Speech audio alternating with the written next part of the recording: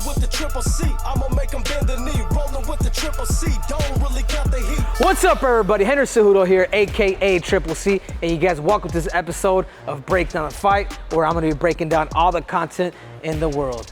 And this is brought to you by Jimmy Bars. Here you go, Uncle Chael. Hey! Get your Jimmy on. Gift for me. Thank you, Jimmy, and thank you, Triple C.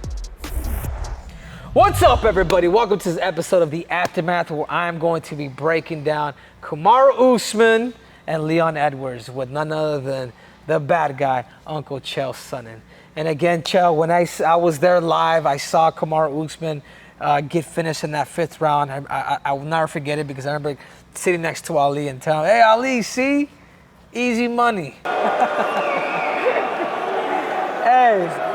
Ali, easy money, bro. Easy money. Literally, maybe even less than a minute later. He took an illegal shot. Oh!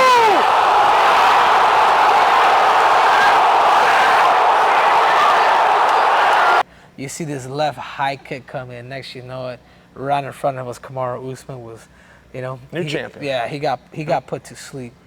You've been there before. You've been in these situations. Obviously, I know, at probably the big reason why even Chael Sonnen became very famous, the simple fact that you're just pounding Anderson Silva. I want to say I was still a teenager, and you were pounding away Anderson Silva, and next you know, in the fifth round came triangle. Yep. How do you come back from something like that if you're Kamaru Usman? And I'll tell you, Henry, there's been a lot of comparisons made because it was the fifth round. When Anderson did that, he was the first guy to ever get a submission in the fifth round of a championship fight. And I bring that to you because it wasn't quite the same in this regard. Usman had been champion. Usman knew what it was like. He had reached his goal. This was my championship fight. So if you want to talk about who took dirt in the face a little bit more, I think it's me, because that was my chance and I didn't get it. Now, I want to share this with you. Dana has the right to change his mind when he's confronted with information that he did not previously have. So just by example, Dana was never planning to make Kamaru versus Leon. He was planning that Kamaru is going to win, and then you have the winner of Chimaev versus Diaz. Those plans changed. I think the biggest question for me, because I know Kamaru Usman can come back and beat him, as he was pretty much beating him for all 5 rounds. Besides the first round, he got outside trip. He got controlled. It also demonstrated that Kamaru Usman can be taken down. Yes. And how good is he on bottom?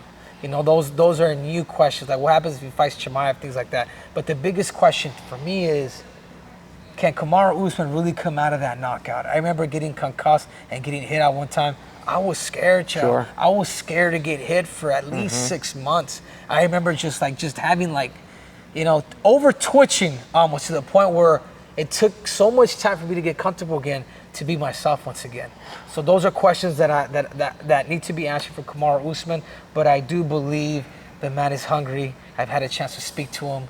He's taken the loss. He's like, "Henry, I've lost in wrestling." And we all know as wrestlers, like, nobody in wrestling would ever go undefeated. Nobody. Sure. Because it's a unique sport that's so competitive, it's so tough.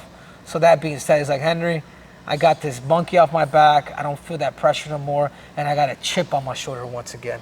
And that is a dangerous Kamaru Usman. You said something that I would like to expand on. You were talking about when you were concussed that you were afraid to get hit after that. You're now questioning Kamaru Usman taking that kick. Where's his mind going to be? But I'd love to expand on this for the audience, because what the audience is often told, particularly in the world of boxing, when a guy gets knocked out, he's never the same.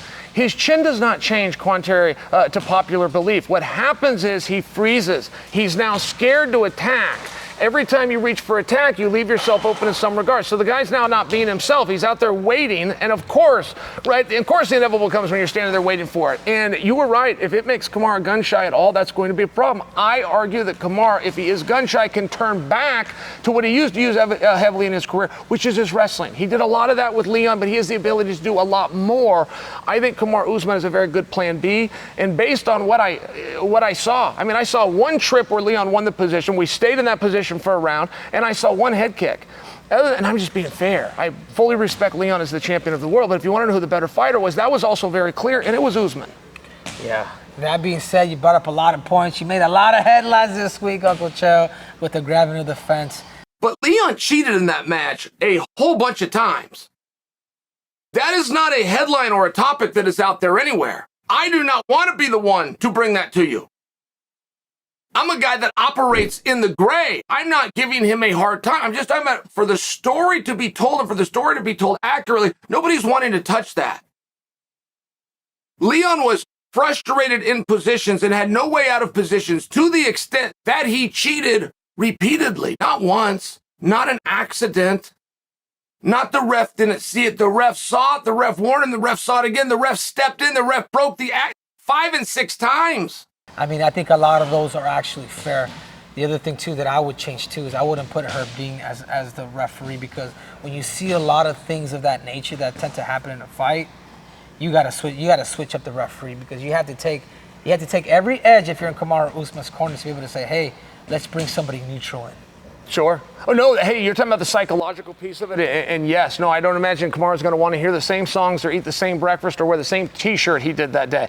I know a guy, Les Gutchess, burnt his singlet one time because he got beat. So, well, it's not like I'm ever going to wear that thing again. So this is real, and you're talking about the psychological side. You're talking about how is Kamaru going to do as a contender as opposed to champion, man. It's a real concern. Yeah, well, there you have it, guys. That's the aftermath. None other than Henry Cejudo and Uncle Chael. And we are out!